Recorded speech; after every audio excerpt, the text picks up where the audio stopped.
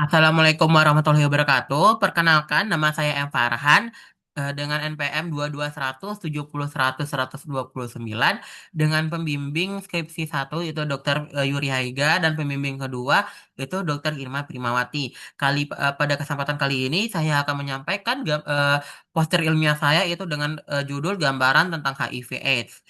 Nah, kenapa saya memilih judul ini? Karena HIV/AIDS itu merupakan masalah kesehatan global yang hingga kini masih menjadi tantangan serius, terutama di negara berkembang. eh, di negara berkembang.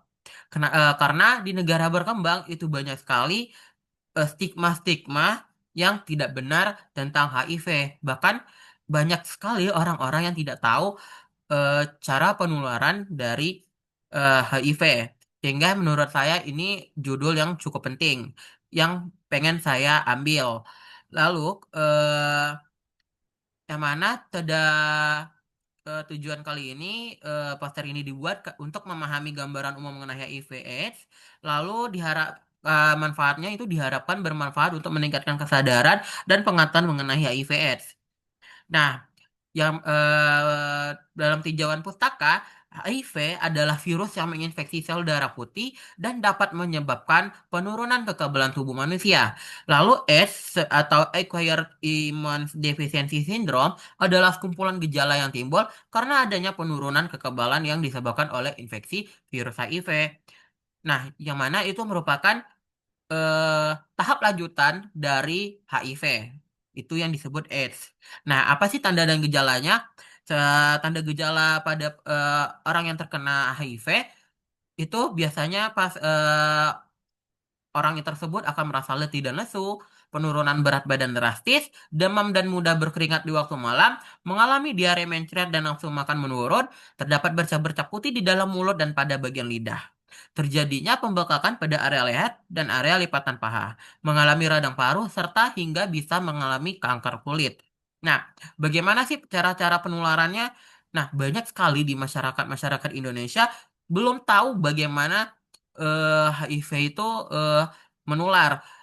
Ada dari mulut ke mulut yang bilang bisa terkena sentuhan lah, air ludahnya lah, bekas peralatan makannya lah, padahal enggak sama sekali. Cara penularannya itu yaitu pasien akan itu melalui hubungan seksual dengan penderita HIV, transfusi darah dan transplantasi organ, lalu melalui alat suntik dan alat tusuk lain yang tidak steril, apalagi yang digunakan pada pasien eh, pada pasien HIV sebelumnya.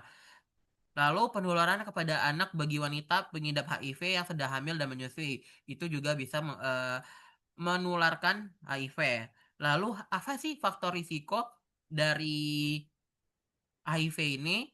Apa-apa saja orang-orang yang berisiko akan mengalami HIV atau terkena HIV. Nah, seperti pria dan wanita yang suka berganti pasangan, pekerja seks komersial, ibu rumah tangga dengan suami yang menggunakan jasa PSK, penggunaan narkotika melalui suntikan. Nah, itu adalah eh, bahasa orang-orang yang bisa berisiko tertular HIV. Lalu bagaimana sih pencegahannya? Nah, penjaga kabar baiknya HIV itu sangat bisa dicegah.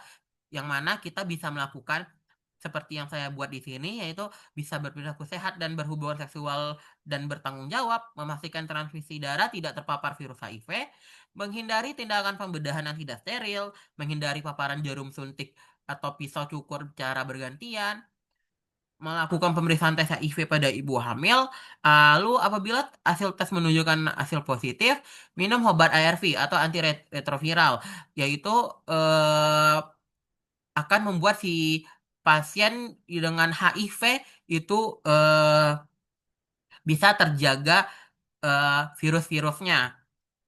Lalu melakukan hubungan seksual yang aman, menggunakan pengaman saat berhubungan seksual, dan menghindari penggunaan jarum suntik secara bergantian. Nah, pada kesimpulan poster ini, meskipun belum ditemukan obat untuk menyembuhkan HIV, tapi terapi antiretroviral atau ARV terbukti efektif dalam memperpanjang harapan hidup penderita. Pencegahan tetap menjadi kunci utama dalam pengendalian HIV/AIDS. Mungkin sekian dari saya. Wassalamualaikum warahmatullahi wabarakatuh.